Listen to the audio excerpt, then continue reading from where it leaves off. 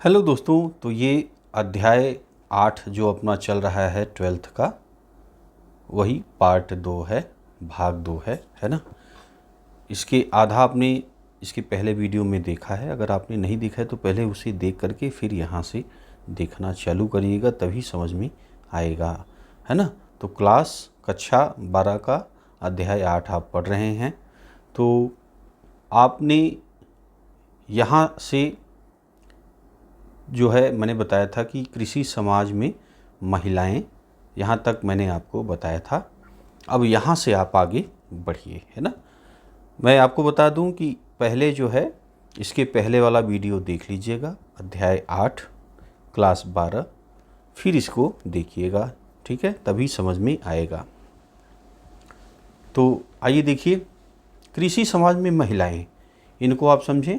जैसा कि शायद कई समाजों में आपने गौर किया होगा, उत्पादन की प्रक्रिया में मर्द और महिलाएं खास किस्म की भूमिकाएं अदा करती हैं, है ना। जिस संदर्भ में हम बात कर रहे हैं वहाँ महिलाएं और मर्द कंधे से कंधा मिलाकर खेतों में काम करती थी। जैसे आज आप देखिए, अगर गांव में आप देखते हैं जहाँ पे खुद अपने हाथ से खेती करते हैं, है ना, तो ज़्यादातर आप देखते हैं कि जो बुआई है, जुताई है, ठीक है, और ढुलाई है, जो वजन चीज़ उठाना है, तो ज़्यादातर आदमी करते हैं, है ना। और जो काटना है फसल को जो है, जैसे थ्रेशरिंग होने के बाद वो गेहूं की सफाई होनी है, जैसे गेहूं अभी कट रहा है तो गेहूं की जो सफाई इत्यादि है वो औरतें करते हैं, है ना। तो मिल करके आदमी औरत आज भी आपको दिखते होंगे खेती की, जो खेती करना है ना, फसल की बुआई, जुताई, कटाई, है ना, आज भी आप देखते हैं। तो यहाँ पे वही चीज़ देखिए बताया गया है, ध्यान दें। मर्द खेत जोतती थी, आज भी जोतते हैं भाई, ट्रैक्टर आज आ गया है, ट्रैक्टर से जोतते हैं। वह हल चलाती थी। महिलाएं बुआई, निराई, कटाई, साथ पकी हुई फसल का दाना निकालने का काम करती थी, है ना। जब छोटी छोटी ग्रामीण इकाइयों का और किसान की व्यक्तिगत खेती का विकास हुआ, जो कि मध्यकालीन भारतीय कृषि की खासियत थी। अब देखिए, जब छोटी छोटी ग्रामीण इकाइयों का और किसान की व्यक्तिगत खेती का विकास हुआ, जो कि मध्यकालीन भारतीय कृषि की खासियत थी, तब घर परिवार के संसाधन और श्रम उत्पादन की बुनियाद बने। स्वाभाविक तौर पर ऐसे में लिंग बोध के आधार पर आमतौर पर किए जाने वाला फर्क, घर के महिलाएं और बाहर के लिए मर्द, मुमकिन नहीं था। फिर भी महिलाओं की जैव वैज्ञानिक क्रियाओं को लेकर लोगों के मन में पूर्वाग्रह बने रहे। मसलन पश्चिमी भारत में राजस्वला महिलाओं को हल या कुम्हार का चाक छूने की इजाज़त नहीं थी। इसी तरह बंगाल में अपने मासिक धर्म के समय महिलाएं पान के बागान में नहीं घुस सकती थी। सूत कातने, बर्तन बनाने के लिए मिट्टी को साफ करने और गूंथने और कपड़ों पर कढ़ाई जैसे दस्तकारी के काम उत्पादन के ऐसे पहलू थे जो महिलाओं के श्रम पर निर्भर थे।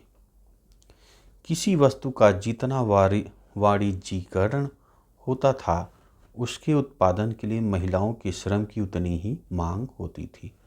दरअसल किसान और दस्तकार महिलाएं ज़रूरत पड़ने पर न सिर्फ खेतों में काम करती थी, बल्कि नियोक्ताओं के घरों पर भी जाती थी और बाजारों में भी। ठीक, आगे देखें। चूँकि समाज श्रम पर निर्भर था, इसलिए बच्चे पैदा करने की अपनी काबिलियत की वजह से महिलाओं को महत्वपूर्ण साधन के रूप में देखा जाता था। फिर भी शादीशुदा महिलाओं की कमी थी, क्योंकि कुपोषण, बार बार मां बनने, प्रसव के वक्त मौत की वजह से महिलाओं में मृत्यु दर बहुत ज़्यादा था। इससे किसान और दस्तकार समाज में ऐसे सामाजिक रिवाज पैदा हुए जो सम्भ्रात समूहों से बहुत अलग थे। कई ग्रामीण संप्रदायों में शादी के लिए दुल्हन की कीमत अदा करने की ज़रूरत होती थी, न कि दहेज। तलाकशुदा महिलाएं और विधवा दोनों ही कानूनन शादी कर सकती थी। महिलाओं की प्रजनन शक्ति को इतनी अहमियत दी जाती थी कि उस पर काबू खोने का बड़ा डर था।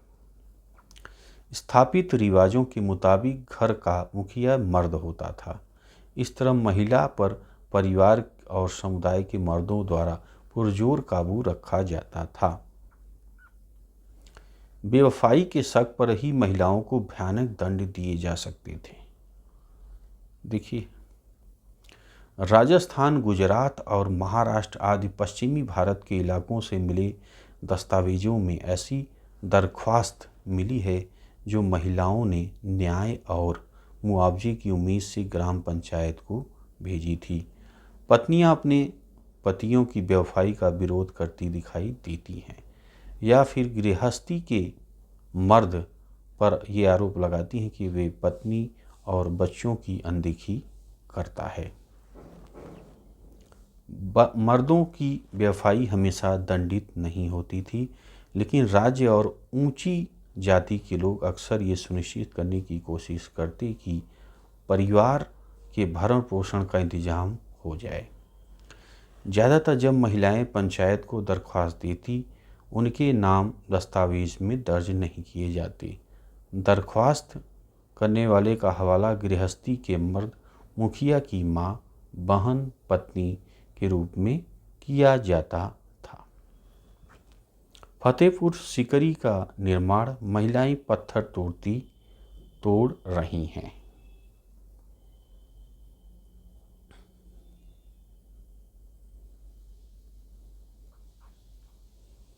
ये देखिए, फतेहपुर सीकरी का निर्माण हो रहा है। महिला देखिए आप पत्थर तोड़ रही है ना। और ये देखिए बोझा ढोती महिलाएं दिख रहे हैं। आसपास के दूसरे गांव से आने वाली महिलाएं अक्सर ऐसे निर्माण स्थलों पर काम करती थी। ये देखिए आदमी भी काम में लगे हैं। आगे देखें, भूमिहर भद्रजनों में महिलाओं को पुश्तैनी संपत्ति का हक मिला हुआ था।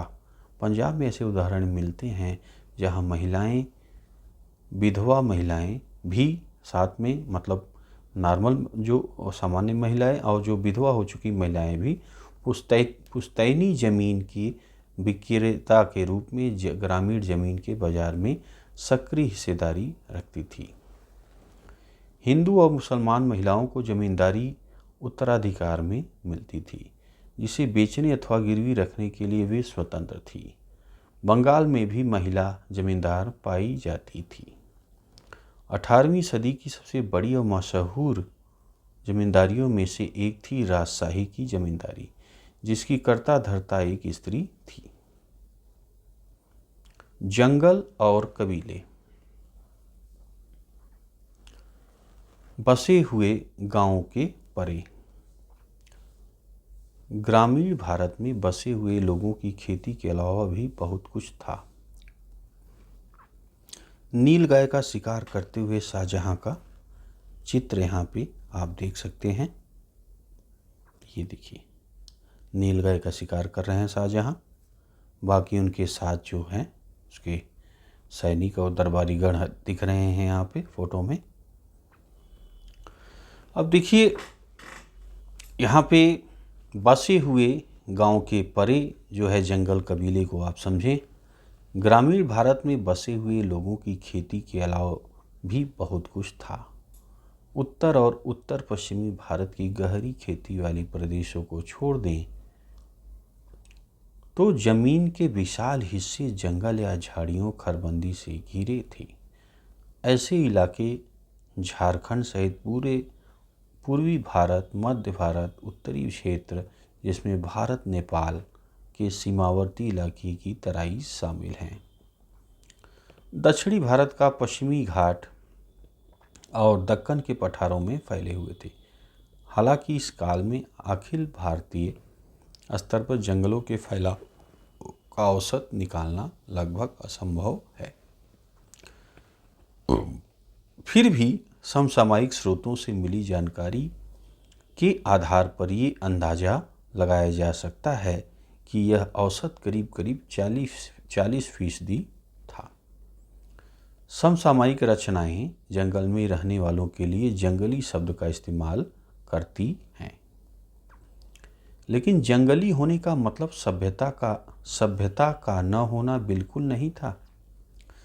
वैसे आजकल इस शब्द का प्रचलित अर्थ यही है ना। जो असभ्य है, जिसको शिष्टाचार या जिसको नॉलेज नहीं है, ऐसे जंगली शब्द का जो है आप उदाहरण देते हुए दिखाई देते हैं। उन दिनों इस शब्द का इस्तेमाल ऐसे लोगों के लिए होता था जिनका गुजारा जंगलों के उत्पादों, शिकार, स्थानांतरी खेती से होता था। ये काम मौसम के मुताबिक होते थे। उदाहरण के तौर पर भीलों में बसंत के मौसम में जंगल के उत्पाद इकट्ठा किए जाते, गर्मियों में मछली पकड़ी जाती, मानसून के महीनों में खेती की जाती और शरद व जाड़े के महीनों में शिकार किया जाता था। तो भाई वह जाड़े के महीनों में शिकार किया जाता था। यह सिलसिला लगातार गतिशीलता की बुनियादी पर खड़ा था और बुनियाद को मजबूत भी करता था। लगातार एक जगह से दूसरी जगह घूमते रहना इन जंगलों में रहने वाले कबीलों की एक खासियत थी। जहाँ तक राज्य का सवाल है, उसके लिए जंगल उलटफेर वाला इलाका था। बदमाशों को शरण देने वाला अड्डा, मवास। एक बार फिर हम बाबर की ओर देखते हैं, जो कहता है कि जंगल एक ऐसा रक्षा कवच था जिसके पीछे परगना के लोग कड़े विद्रोही हो जाते थे और कर अदा करने से मुकर जाते थे। जंगलों में घुसपैठ। जंगल में बाहरी ताकतें कई तरह से घुसती थी। मसलन राज्य को सेना के लिए हाथियों की ज़रूरत होती थी, इसलिए जंगल वासियों से ली जाने वाली पेशकश में अक्सर हाथी भी शामिल होते थे। मुगल राजनीतिक विचारधारा में गरीबों और अमीरों सहित सबके साथ जुड़े हुए राज्य के गहरे सरोकार का एक लक्षण था शिकार अभियान, है ना। दरबारी इतिहासकारों की माने तो शिकार अभियान के नाम पर बादशाह अपने विशाल साम्राज्य के कोने कोने का दौरा करता था और इस तरह अलग अलग इलाकों के लोगों की समस्याओं और शिकायतों पर व्यक्तिगत रूप से गौर करता था। दरबारी कलाकारों के चित्रों में शिकार का विषय बार बार आता था। इन चित्रों में चित्रकार अक्सर छोटा सा एक ऐसा दृश्य डाल देते थे जो सद्भावनापूर्ण शासन का संकेत देता था। परगना मुगल प्रांतों में एक प्रशासनिक प्रमंडल था।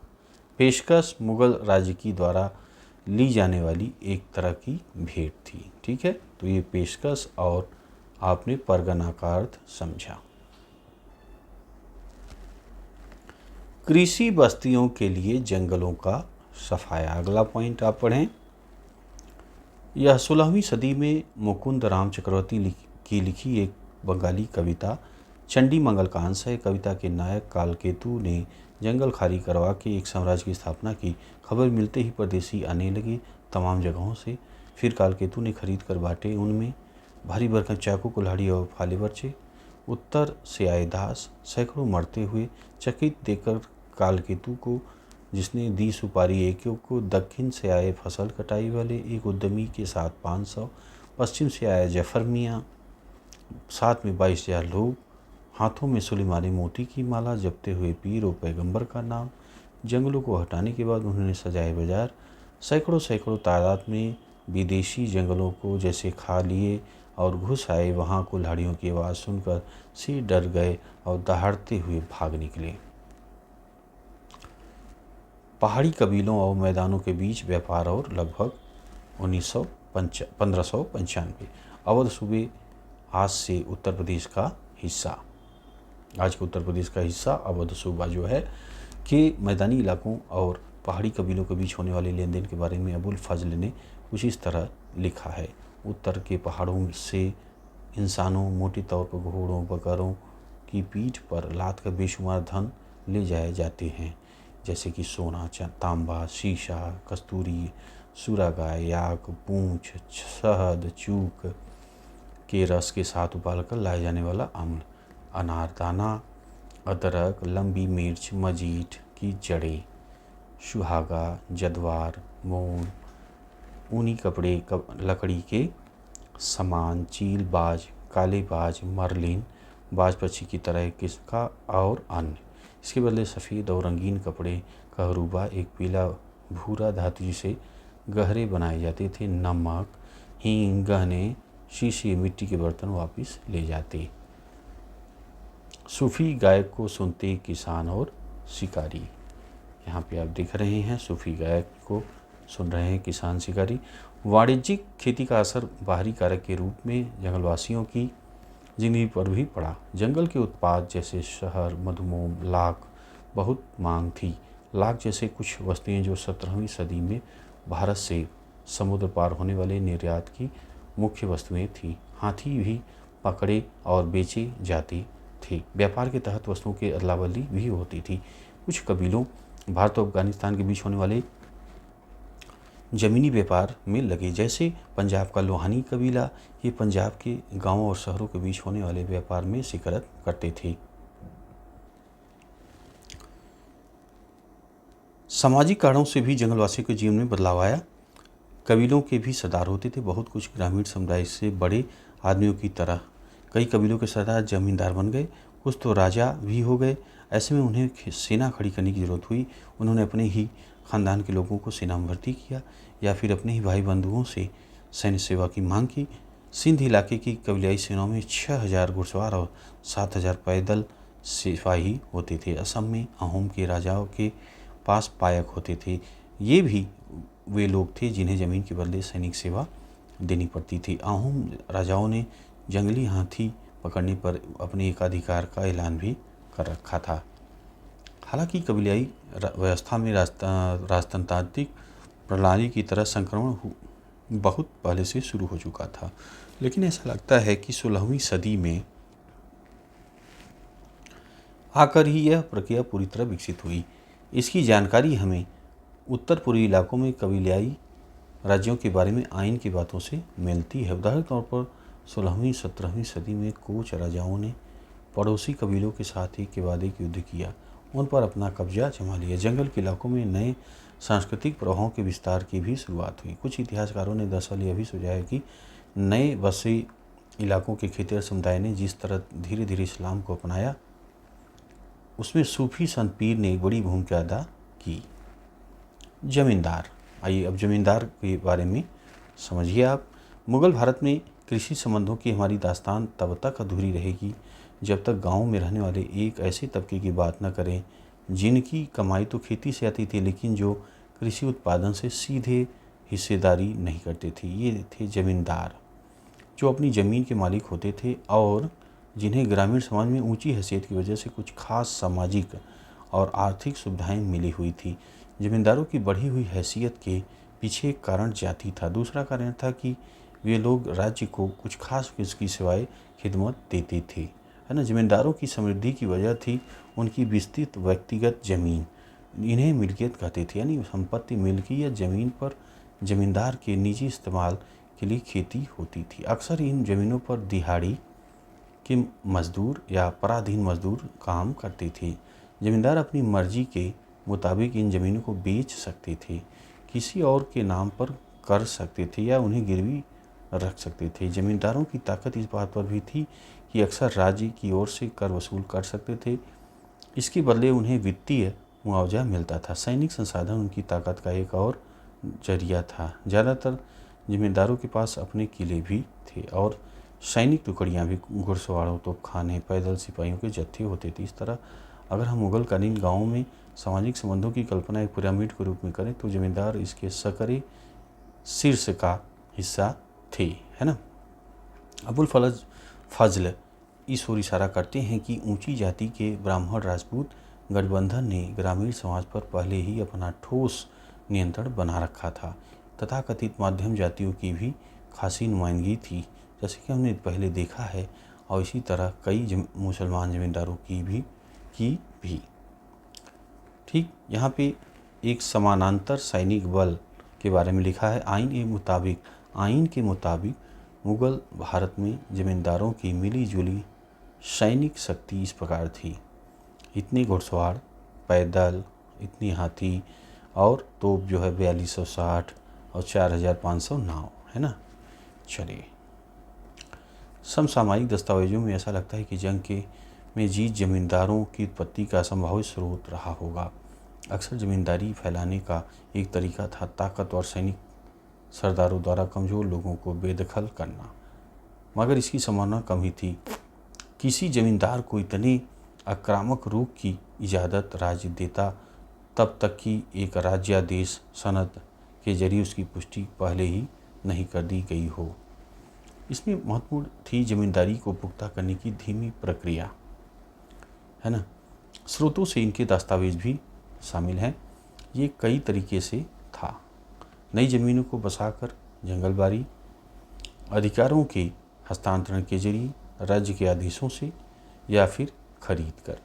यहाँ भी प्रक्रिया जिनके जरिए अपेक्षाकृत निचली जातियों के लोग भी जमींदारों के दर्जे में दाखिल हो सकते, क्योंकि इस काल में जमींदारी धड़ल्ले से खरीदी और बेची जाती थी। कई कारणों से मिलकर परिवार या वंश पर आधारित जमींदारियों को पुख्ता होने का मौका मिला। मसलन राजपूत और जाटों ने ऐसी रणनीति अपनाकर उत्तर भारत में जमीन की बड़ी बड़ी पट्टियों पर अपना नियंत्रण पुख्ता किया। इसी तरह मध्य और दक्षिण पश्चिम बंगाल में किसान पशुचारियों जैसे सदगोप ताकतवर जमींदारियां खड़ी की।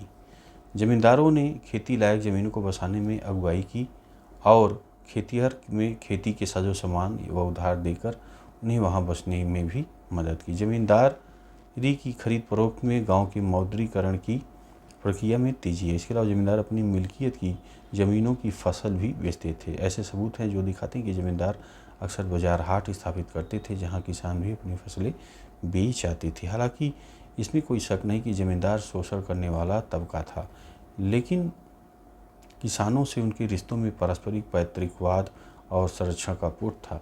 दो पहलू इस बात पर पुष्ट करते हैं कि एक तो ये भक्ति संतों से ने जहाँ बड़ी बेबाकी से जातिगत और दूसरी किस्म के अत्याचारों की निंदा की, वहीं उन्होंने जमींदारों को, या फिर दिलचस्प बात है, साहूकारों को किसानों के शोषक या उन पर अत्याचार करने वाले के रूप में नहीं दिखाया। आमतौर पर जो है राज्य का राजस्व अधिकारी ही उनके गुस्से का निशाना बना।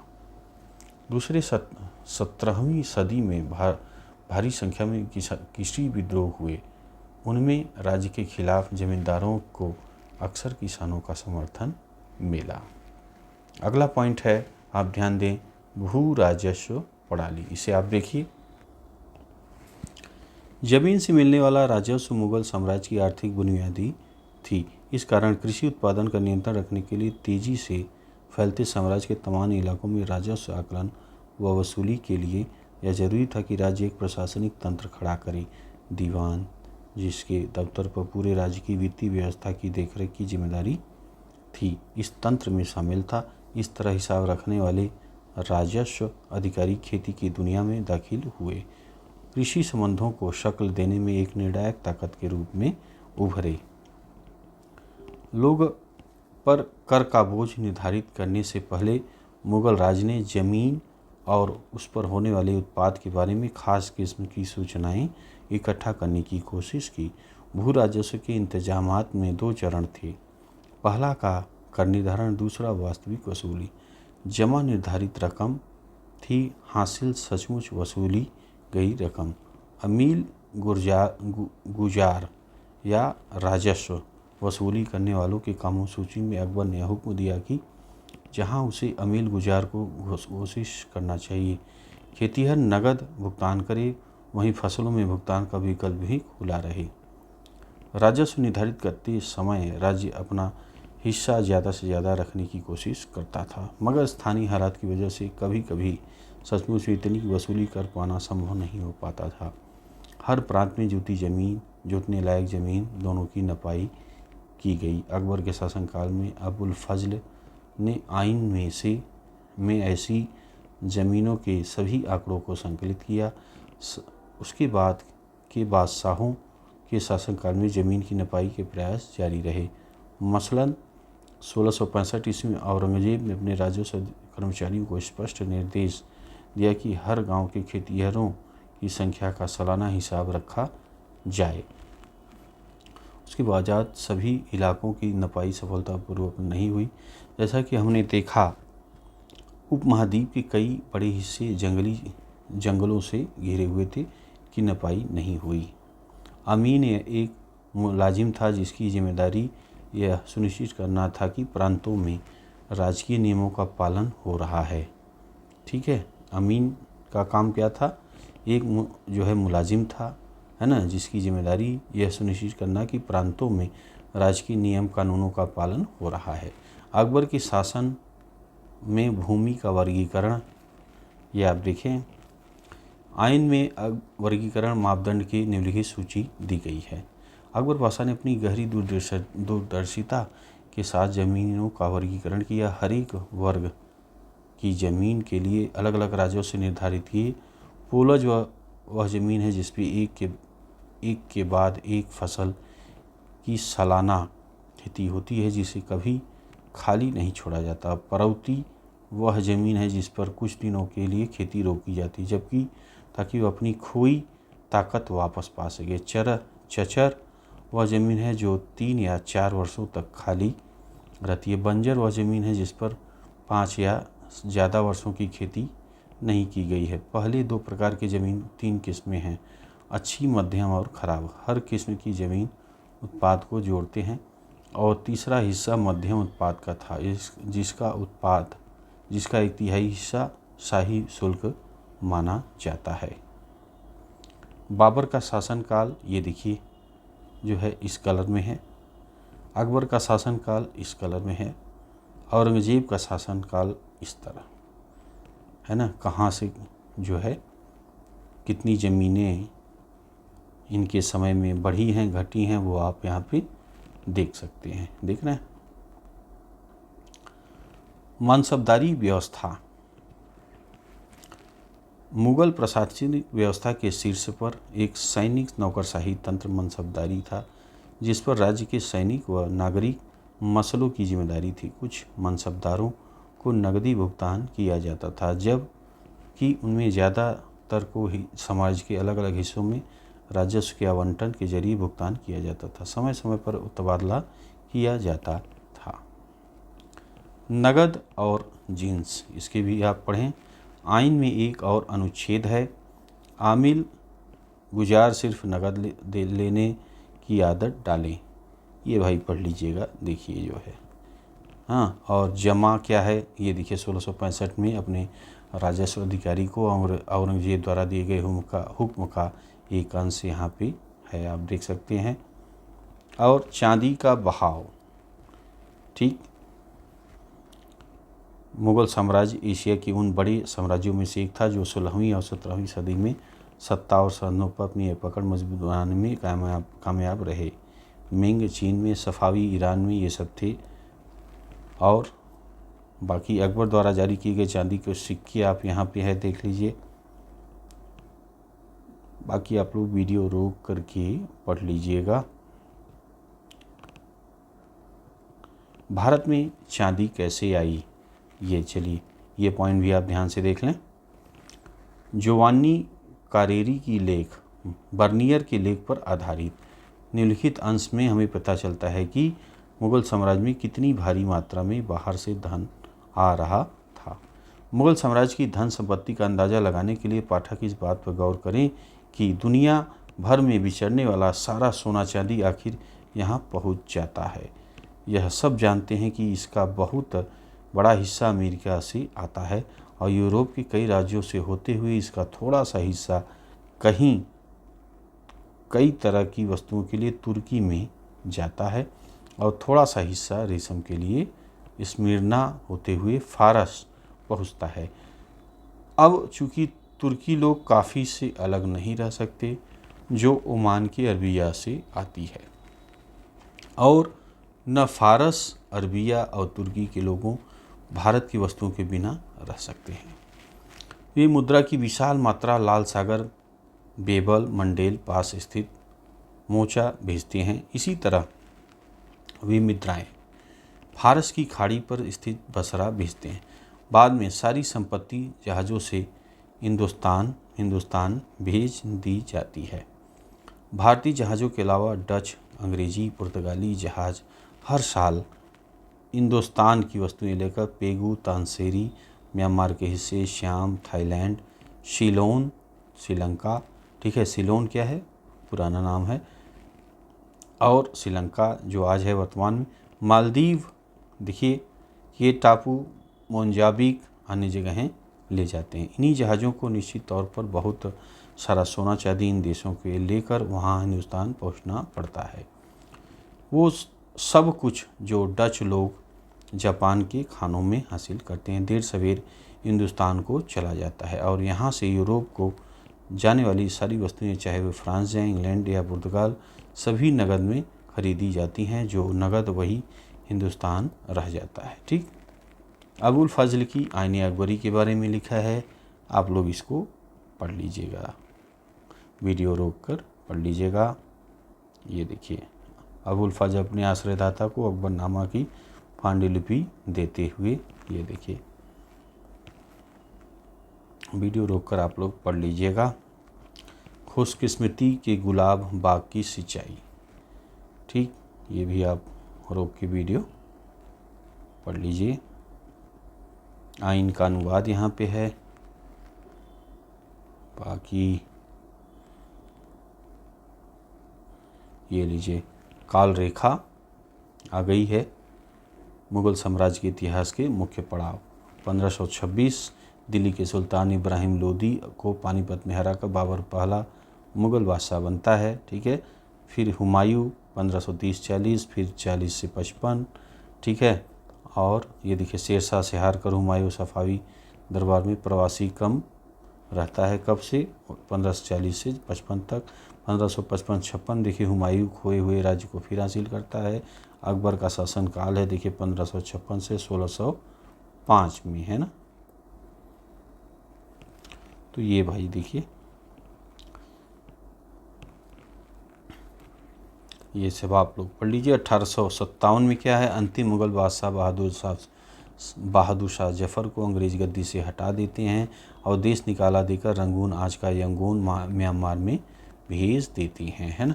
तो इसके साथ ये अध्याय जो है आपका कंप्लीट हो गया है, और इसके पहले वाला अध्याय आपको मैंने कंप्लीट करा दिया था। ठीक, तो आज आपका कंप्लीट हो गया है विषय 8, किसान, जमींदार और राज्य, ये अध्याय का नाम था। ठीक है, बाकी आप लोग जो मैंने, अगर आप उसको पढ़ लीजिएगा वीडियो रोक करके और अपना पढ़ लीजिएगा। ठीक, तो बस दोस्तों ये वीडियो इसी पे समाप्त करेंगे। आशा है वीडियो आपको अच्छा लगा होगा। अच्छा लगा है यार तो लाइक करिएगा, शेयर करिएगा। मिलते हैं आपसे अगले वीडियो में। कुछ कमेंट हो तो कमेंट बॉक्स में डाल दीजिएगा। ठीक है, मिलते हैं आपसे अगली वीडियो में। वीडियो आपने देखा इसके लिए आपका बहुत बहुत धन्यवाद।